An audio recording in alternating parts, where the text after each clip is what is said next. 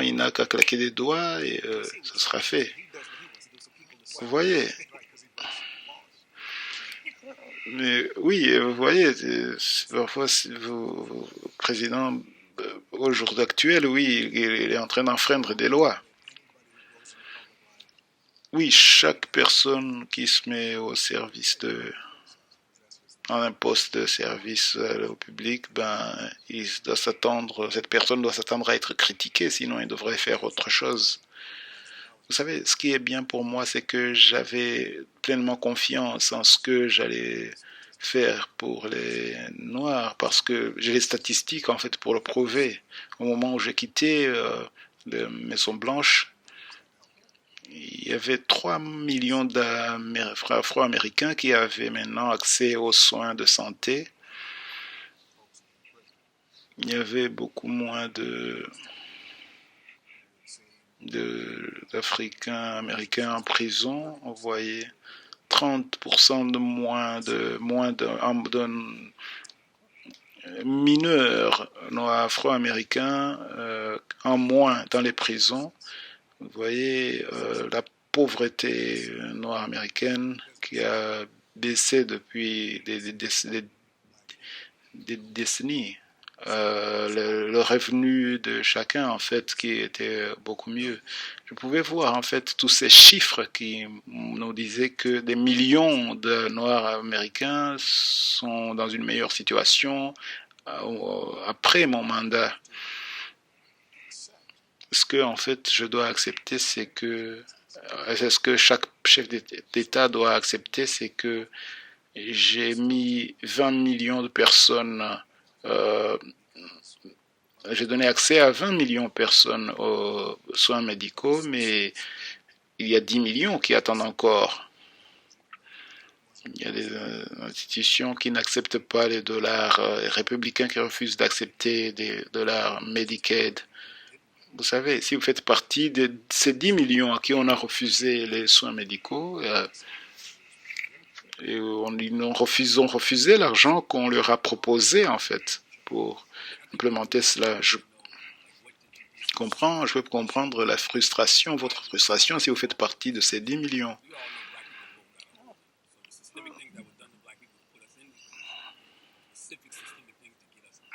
Donc, ce système qui nous rend un disservice, en fait, c'est celui qui était censé, pardon, nous soutenir. Oui, mais vous savez, la pauvreté, en fait, euh, a baissé beaucoup plus vite, mais le problème, c'est que nous n'avons pas fait assez de bruit là-dessus, en fait. Parce qu'encore une fois, le but ici était de construire des coalitions où tout le monde participe, tout le monde doit se sentir concerné. Mais une grande partie de ma politique était orientée vers les gens qui en étaient dans le besoin plus que les autres. Et ceux-là sont les Africains américains. Par exemple, le fait que nous ayons une division, en fait, un conflit par rapport aux droits civiques. Nous avons dû changer les directives pour faire des jugements en justice.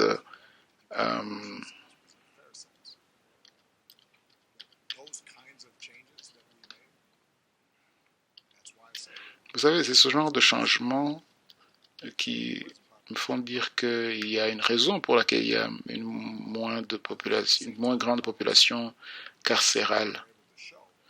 Donc nous sommes capables de montrer que vous pouvez avoir une stratégie intelligente en termes de réduction du crime sans devoir emprisonner plus. Et en fin de compte,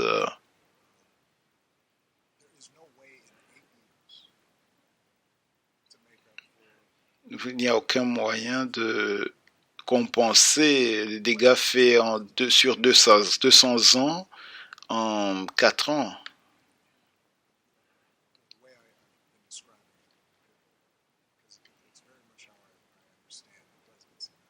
Maintenant, je comprends le président, vous savez. Vous recevez un bâton de la part de quelqu'un d'autre. Et tout ce que vous pouvez faire, c'est courir, faire votre propre course, en fait.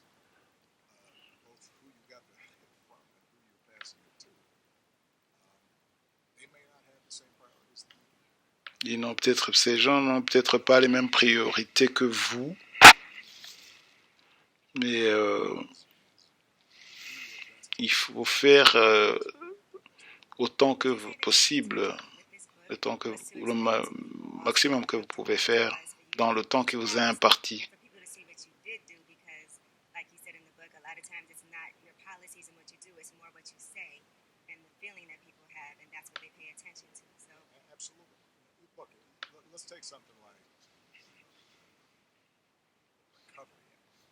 Vous savez, on peut parler en fait du Recovery Act.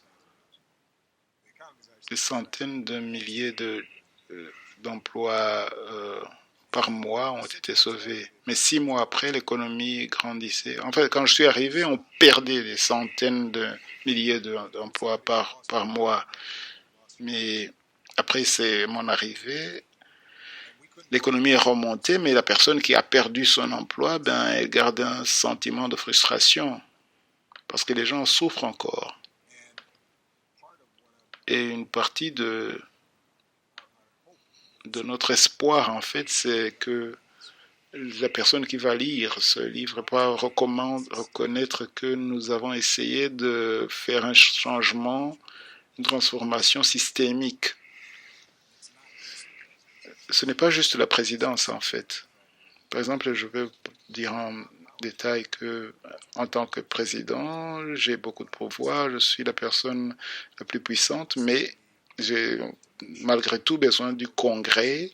Je dois m'assurer qu'il y ait une majorité dans le House et si je veux changer quelque chose, c'est clair que le gouvernement fédéral ne contrôle pas, n'a pas en fait nécessairement, n'est pas celui qui est en charge de département de police ou de système en fait de la lutte contre les crimes en fait. C'est plus le Parlement, dans le judiciaire aussi. Quand on parle de politique, c'est une erreur de dire une fois que je suis élu comme président, c'est fini. Les gens ne doivent pas faire cette erreur avec Biden et Kamala Harris, parce qu'il y a maintenant 2 sièges à Georgia qui arrivent, et si les républicains arrivent à gagner ces 2 sièges, euh, Biden et Harris ne pourront pas changer les choses là-bas. Mais il faut alors mieux informer les gens pour leur dire, voilà, je voulais faire plus pour les Noirs, mais je ne pouvais pas. Lever les mains liées. Oui, mais c'est pour ça que j'ai écrit le livre. Oui, mais tout le monde ne peut pas lire. C'est pour ça que je fais cette interview. C'est pour ça que on se trouve ensemble. Vous savez, on reproche aussi l'alliance avec Jeremiah. Non, on reproche à Biden cette alliance, mais c'est un jeu de qui perd gagne en fait. Non, il faut pas. Il y a certaines choses que vous devez répondre, auxquelles il y a certaines allégations auxquelles vous devez répondre de façon énergique, mais vous ne pouvez pas vous laisser plonger là-dedans. Il ne faut pas se laisser embourber là-dedans, en fait. On ne veut pas commencer à jouer la défense contre des bêtises qui sont exprimées comme ça. Vous savez, c'est difficile de gagner en Georgie ou dans l'Iowa, mais quelque chose que j'espère ce livre arrivera à nous rappeler.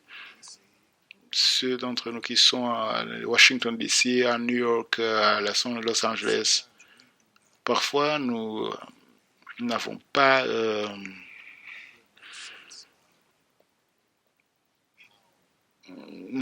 une idée claire On ne se rend pas compte à quel point ce pays est grand et à quel point les gens en fait, nous vivons, les gens qui vivent en ville, certaines choses qu'on imagine qu'elles sont acquises, mais elles ne le sont pas. Oui, je me rends compte par les gens qui habitent en Caroline. Oui, mais vous savez, en fait, on pense que les gens devraient être traités de façon égale devant la loi, peu importe leur orientation sexuelle. Oui, c'est en fait la communauté trans, par exemple, c'est encore controversé. Les gens étaient surpris par des hispaniques qui ont voté pour Trump. Beaucoup d'entre eux étaient même des évangélistes hispaniques, alors que Trump disait des choses carrément racistes envers les Mexicains. On parlait de traiter des gens sans papier dans des cages, mais, mais ils soutenaient leurs opinions sur les droits des, des transgenres et des homosexuels.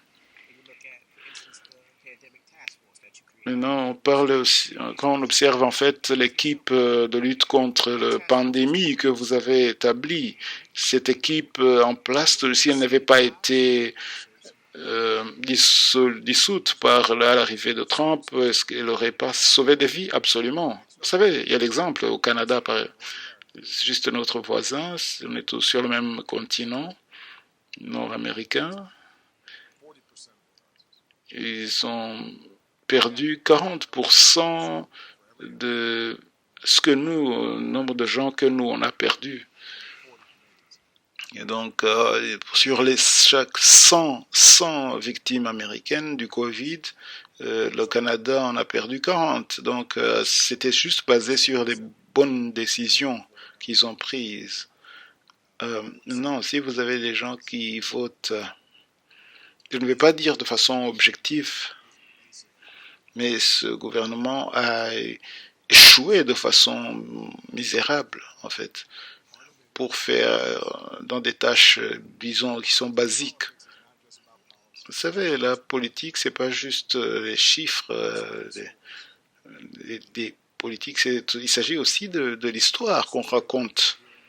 L'histoire que les gens entendent sur Fox News ou de Rush Limbaugh ou dans leurs églises. On leur dit que les démocrates ne croient pas en la fête de Noël. Ils ne s'intéressent qu'aux Noirs et aux minorités. Ils essaient de vous prendre vos armes, de vous enlever vos armes. C'est toutes ces histoires-là qui leur sont racontées et les gens finissent par savoir ce sentiment qui sont en fait qui sont attaqués.